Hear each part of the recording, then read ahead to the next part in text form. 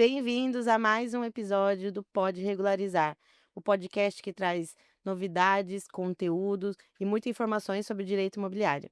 Hoje o nosso tema é os contratos de cessões de direito. No episódio 9, nós falamos sobre os principais contratos utilizados no direito imobiliário, mas hoje nós vamos dar o foco nesse contrato que é muito delicado no direito e que traz muita discussão, né, Jaque? Sim, Lu, esse contrato ele é muito utilizado na prática, né? E traz muitos problemas aí, até muitas dúvidas entre profissionais mesmo da área do direito, né? Isso é verdade, porque existe alguns tipos de contrato de cessão que tem que ser feito especificamente com algumas regras, não é, Jaque? Não pode ser qualquer contrato que vai entregar realmente o direito daquela cessão específica que muitas vezes o cessionário tá almejando entregar ou receber. Isso, e principalmente tomar o cuidado para entender em que momento vai ser um contrato de cessão de direitos, né? E não vai ser um contrato de compra e venda, de promessa de compra e venda, porque realmente são contratos distintos, né? Exatamente. E o que diferencia principalmente esse contrato, por exemplo, existe vários contratos de cessões de direito. Mas o contrato de cessão de direito, por exemplo, de uma posse, muito diferente do que um contrato ou uma promessa de compra e venda. Com O certeza. principal foco na cessão da posse é só transferir essa posse mesmo que a pessoa tem para um outro, né, Esse direito de possuidor, né? e que não é o proprietário registral para estar só transferindo a posse, né. Exatamente. Então, se a gente for fazer um contrato de compra e venda ou de promessa de compra e venda para ceder uma posse, vai ser um contrato errado, né, Lu? E esse contrato a gente pode ver aí nos principais meios, como imóveis na planta, né? Pode ocorrer cessões de direito, loteamentos, pode ocorrer também cessão de direitos. A Lu trouxe o caso da posse, também, que é outra modalidade que normalmente se usa. E cessão de direitos hereditários, né, Lu? Essa é bem discutível na prática, né. Muita gente acha que vender com um contrato com a nomenclatura correta, cessão de direitos hereditários, já está tudo certo, mas na hora do registro, na hora de apresentar dentro do inventário, vem os problemas, né. Na verdade, falando de cessão de direitos hereditários, né, quando a gente está cedendo os nossos direitos de uma herança que a gente está recebendo, de um inventário que ainda não foi finalizado, seja na via judicial ou extrajudicial, ele tem regras específicas, né, Lu? Tem regras específicas. A cessão de direito hereditário, como a Jaque bem disse, né, ela é uma cessão de um direito de sucessão que de alguma coisa que você pode herdar, vai herdar em algum momento, mas que isso ainda não foi feito, não foi passado pela burocracia do judiciário e foi registrado e está lá, né, o direito em si, como um formal de partilha, por exemplo. Agora, essa cessão de direito é muito importante que seja feita por escritura pública, com a assinatura de todos os herdeiros, para poder Ter apresentar o direito validade. Ou ao termo nos autos, né? ou o O termo nos próprio autos. fórum vai fazer ali essa cessão de direitos, todos vão assinar, todos os participantes do inventário, e apenas assim vai ter validade jurídica. Eu tive um caso, Lu, que esse caso eu estava analisando para uma cliente. E esse caso já que era um inventário extrajudicial ou judicial? Lu, esse caso era um inventário judicial, tá? Não, eu não estava cuidando do inventário. A minha cliente me procurou para realizar uma pesquisa, né? Uma análise desse inventário. E esse inventário, ele tinha uma cessão de direitos através de um contrato de compra e venda. Então, nem tem validade, né? Porque como a gente conversou, é escritura pública ou termo nos autos. E além disso, tinha um herdeiro incapacitado, Hum, interditado. E a inventariante não informou. hum, Então, o que que aconteceu? Ali nesse caso, eles fizeram esse contrato que já estava errado, né? Não tinha validade jurídica. E não havia sido informado que havia um interditado como herdeiro para a participação do Ministério Público. Então foi feita essa compra, né, e venda, que o correto seria a cessão de direitos para uma pessoa, e essa pessoa já estava querendo repassar para minha cliente. Mas o Ministério Público ainda, mesmo com esse documento no processo, tinha pedido avaliação do patrimônio, porque não tinha ocorrido a participação dele até então. E era um documento que não tinha validade. E o corretor dizia a todo momento: "Não, mas a cessão já está feita, né, já está o contrato no inventário, já está tudo certo, não tem problema". Mas o juiz tinha deixado claro que a cessão de direitos era apenas por escritura pública ou termo nos autos, não tinha sido feito nenhum dos 2. Então ele deixou claro que aquele documento não tinha validade, e o Ministério Público pediu a avaliação do imóvel, porque tudo indicava que o imóvel, quando foi cedido por um valor muito Hum. menor do que ele vale. Então aí entra essa questão que eles já estavam querendo ceder para um terceiro, né, com uma discussão do Ministério Público ali sobre o valor do imóvel, de um documento que nem foi considerado válido, porque foi feito de uma forma errada. E aí quem comprou acaba no prejuízo, né.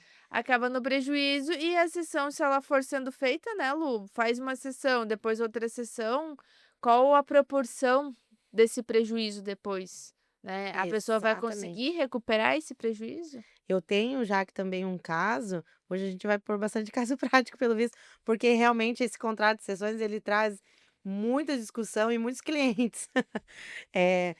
Inclusive esse caso é de um ouvinte nosso muito querido, ele está comprando um apartamento que veio de uma cessão de uma empresa para outra empresa, essa empresa teve muitos problemas, muitas ações, passou para outra pessoa, tudo por cessão. E aí essa pessoa passou para outra pessoa, que faleceu, e o pai dessa pessoa que estava antes, agora herdou o imóvel e quer vender. Só que é tudo por cessão, e nem dentro do inventário essa cessão, apareceu. Então tá num imbróglio gigante, porque, é é um apartamento, né, que ele quer comprar, mas vem um monte de sessões antes, sem nenhum registro, e aí para localizar a primeira pessoa, o primeiro proprietário que passou essa sessão e trazer a documentação toda, fazer essa cadeia de sessão, né, de cadeia de negociação, tá sendo um problema, até porque teve morte, né, teve um que separou. E aí uma situação interessante é quando esses contratos de cessão viram objeto de disputa, seja num divórcio, seja num inventário, seja numa dissolução de união estável, porque quem nos acompanha aqui sabe que mais de 50% dos imóveis no Brasil tem algum tipo de irregularidade. E quando essa irregularidade cai na burocracia brasileira, principalmente dentro de um registro de imóveis, que é muito criterioso, o negócio se torna muito grande e aí começam os problemas e começa os gastos, começa a demora em resolver e dentro disso tudo pode acontecer muita coisa, né. É, Lu, até porque, por exemplo, em Itajaí, a seção de direitos, ela incide TBI, né? Então, se a gente está falando aí de 2, 3 sessões, são impostos que terão que ser pagos, emolumentos também no cartório, quando for fazer ali a seção de direitos com compra e venda. E, enfim, são despesas extras aí que a pessoa vai ter e que muitas vezes não está nem pactuado no contrato quem vai arcar com essa despesa, né, Lu? Exatamente, porque as pessoas compram um imóvel por um valor X e depois não imagina que vai ter todos esses ônus, né, que vai ter que pagar realmente o imposto incide de cada sessão, de cada negociação, né. E aí quando isso acontece, um imóvel que às vezes comprou ou pelo valor do mercado ou até mais barato, acaba se tornando muito mais caro do que a negociação deveria ser, né. É, e o que a gente vê na prática, o pessoal faz a sessão, depois quer voltar lá para a construtora passar Passar direto direto. para quem realmente vai ficar. Mas nesse meio todo tem a questão de declaração de imposto de renda, né, se já foi declarado, como é que vai ficar. Eu tive um caso num escritório que até então a pessoa que cedeu, ela achou que não ia pagar nenhum tipo de tributo. E quando chegou no momento, a construtora já havia feito a declaração, tudo certinho, então a construtora disse que ela não poderia transferir diretamente para a pessoa que realmente vai ficar com o imóvel. E aí ficou aquela coisa, quem vai pagar as despesas e quem não vai. E Não aí não está em tá pactuado, contrato, né. não está na cláusula, né, e isso ressalta a importância aí de um contrato bem feito.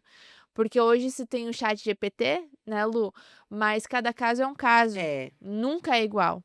E tem cláusulas que são específicas ao caso, específica. né. Olha, tem que tomar muito cuidado, a gente vem falando nisso, né, com o uso do ChatGPT justamente para analisar contrato, porque cada situação é única, né, e tem, o chat, ele consegue trazer muitas coisas boas, mas tem também que trazer ele para o contexto da negociação, né. Tem que dar os comandos Tem que corretos, dar os né. comandos corretos. Então tem muita gente que tá já vindo, apesar do chat ser relativamente novo, ter estourado, né, vindo já com problemas nessa situação, porque consulta no chat, faz até contrato no chat e depois quando vai para um registro, quando acontece algum problema, aí o problema em si vem todo, né. Até porque o registro de imóveis, né, Lu, ele é a certidão de nascimento.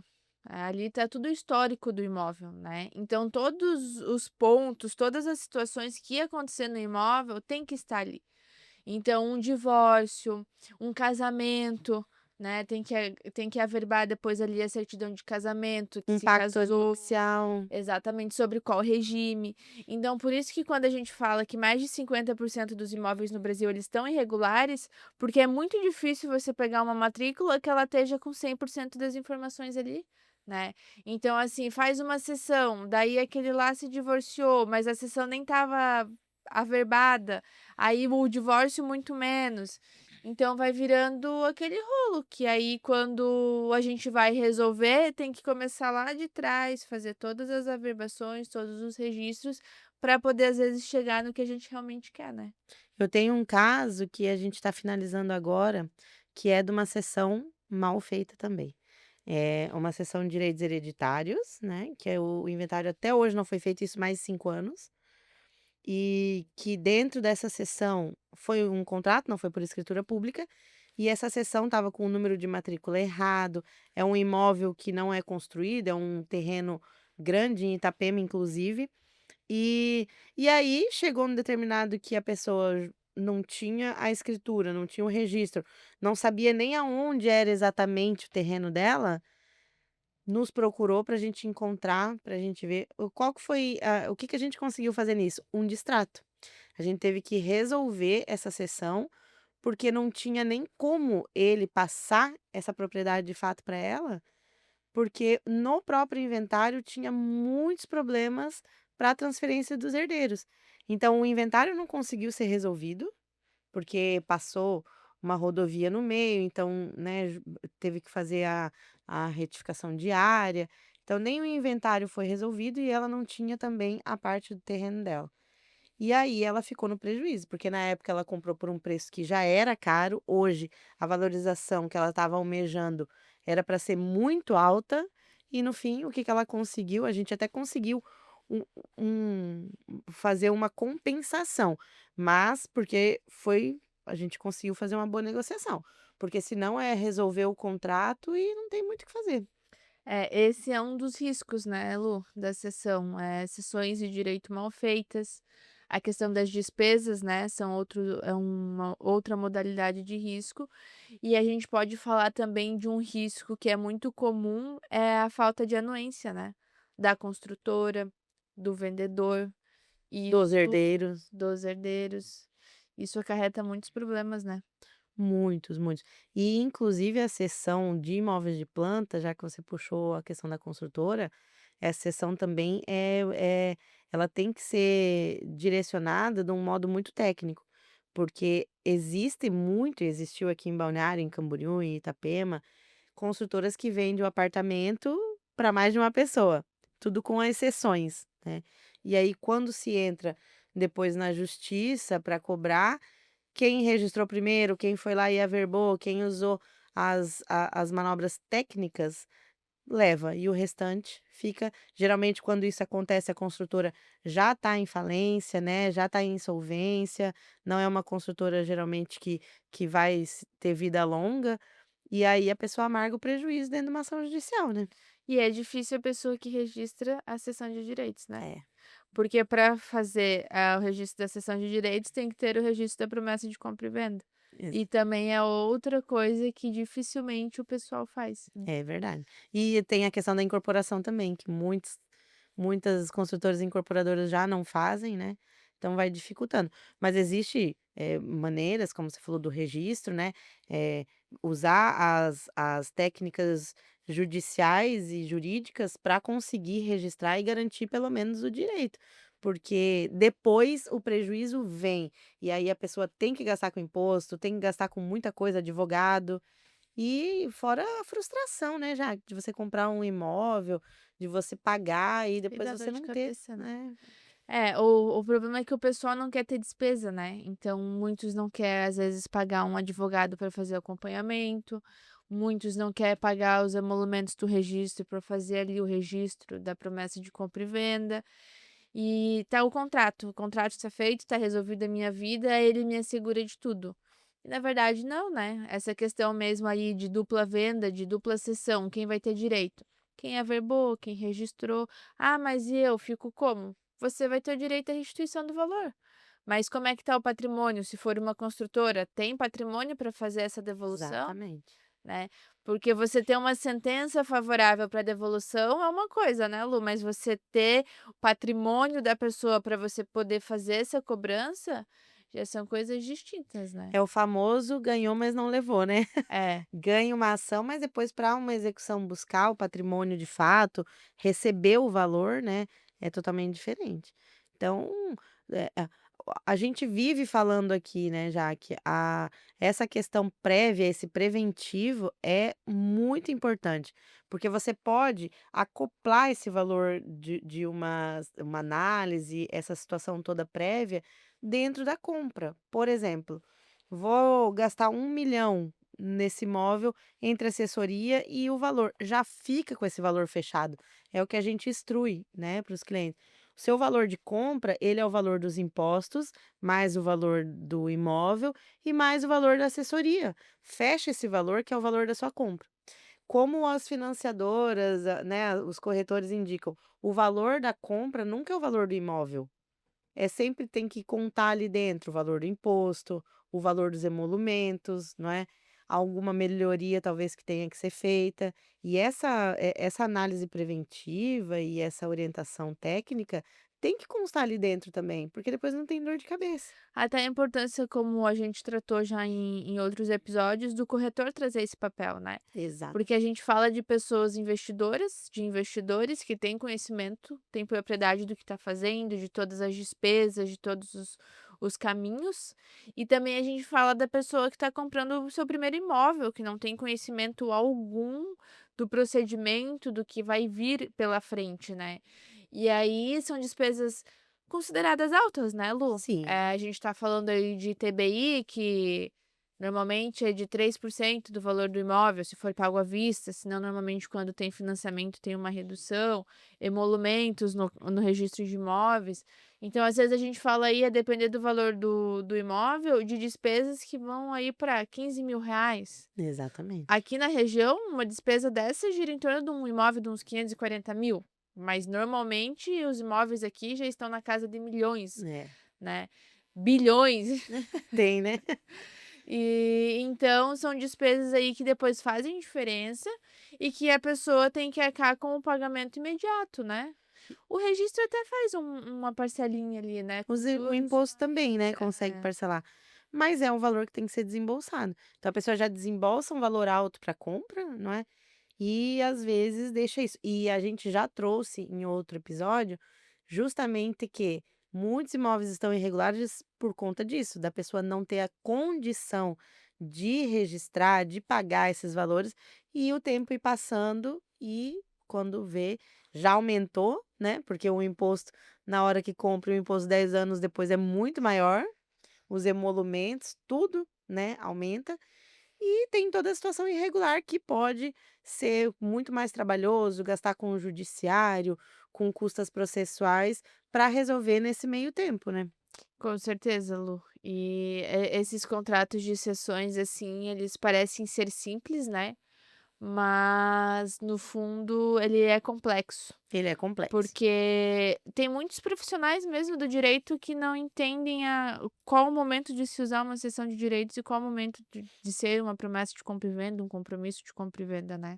É, e eles não entendem, muita gente também, que a cessão de direitos não é o fim, é um caminho, né, para Sim. depois já ser registrado, não é o fim.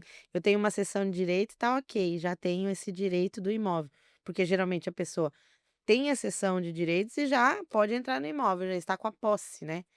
Então essa confusão ela é muito comum e é o que eu imagino que causa aí essa situação toda de irregularidade nos imóveis, principalmente quando tem essas cessões de direitos, né.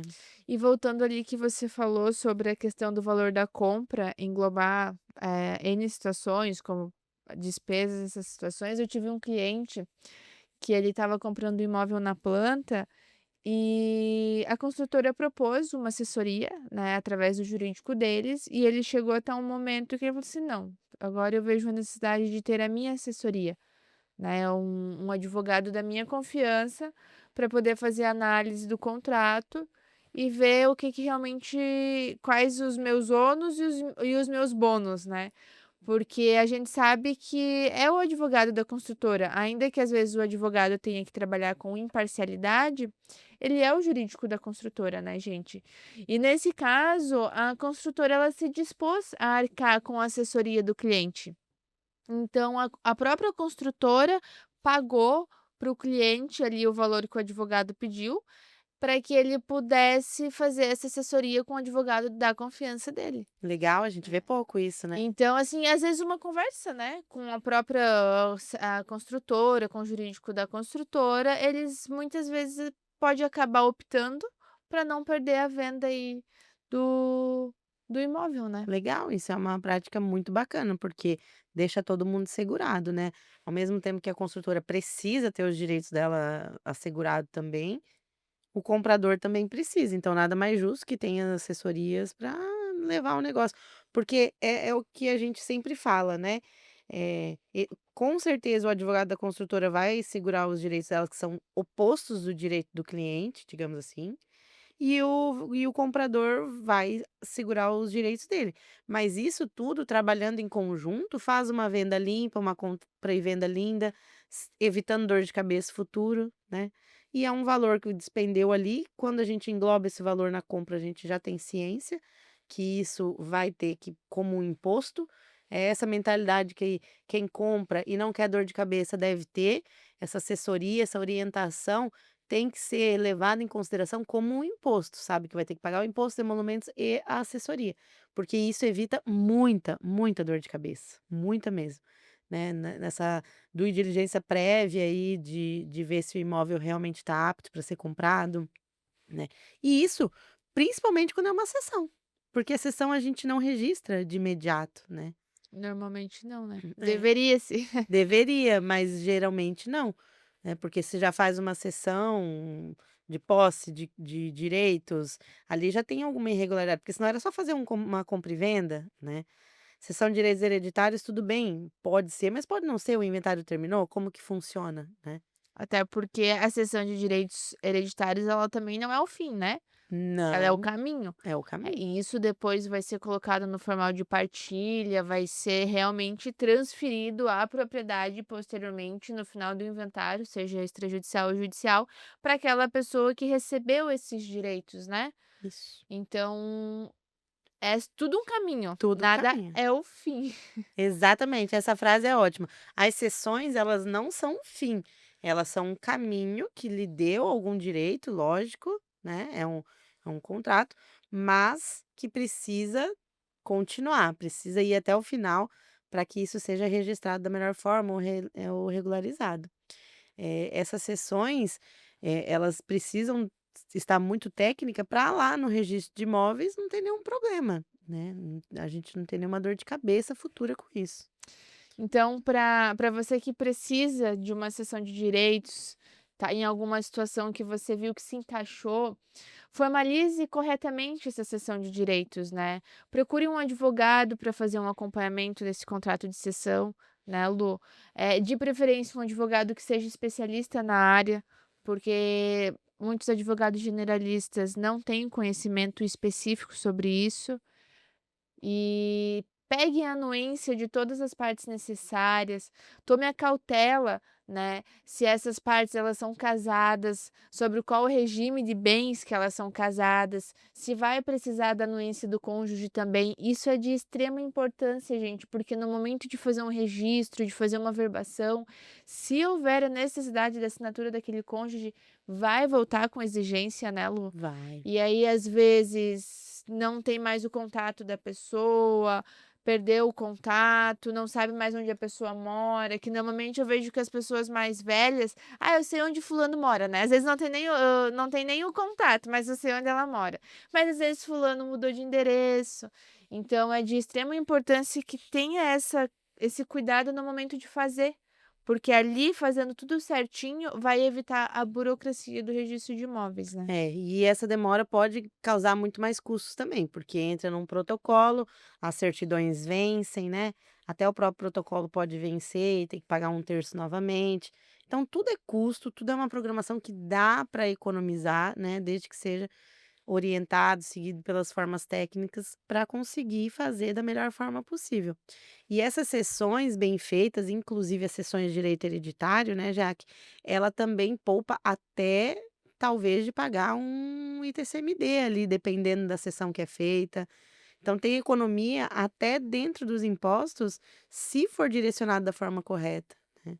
Então é de suma importância a sessão de direitos, que é um documento delicado, eu acho que essa é a palavra, é delicado esse tema, porque é sim um título, é uma sessão de direito, mas ela é o caminho e não o fim, então ela precisa estar com um caminho limpo para chegar até o final, que é o registro.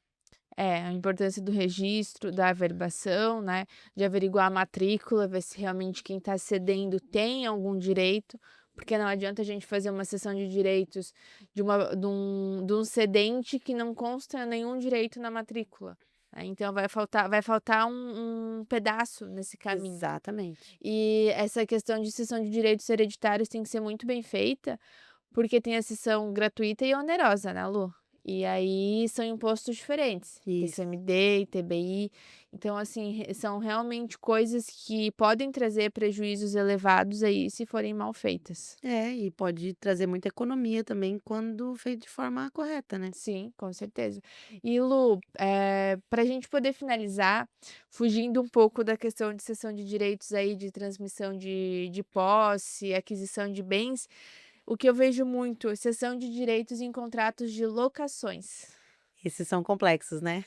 É uma pegadinha, né? É uma situação curiosa, né, porque precisa também, como toda sessão, da anuência de todos os envolvidos e pouca gente se liga nisso, né. É, aí o problema principal acho que tá quando colocam que pode ser feita a cessão sem anuência, né? É, e aí você tentar nas cláusulas contratuais sempre, né, porque isso aí porque quando se faz essa cessão, você zera totalmente, por exemplo, alguém que não a gente vê muito em sociedades, né, a sociedade acabou, um sócio saiu, essa cessão vai para outra pessoa, e quem está alugando muitas vezes não tem nenhum conhecimento de quem é que é a pessoa, não tem todo aquele cuidado que ela teve inicialmente. Né, de saber as condições da pessoa, de entender para quem está alugando, fica às cegas, e isso causa muito problema. É para o pessoal entender, né, a cessão de direitos em contrato de locação é quando o locatário, né, ele pode ceder os direitos dele como inquilino para uma outra pessoa. Então, às vezes, você fez um contrato de locação, né, Lu, tá ali, o João como locatário, mas você deixou lá uma cláusula nesse contrato de locação que ele pode ceder esse imóvel sem a tua anuência. Então ele pode passar para a Maria sem o teu conhecimento. Né, a Maria pode passar para o Pedro sem esse teu conhecimento.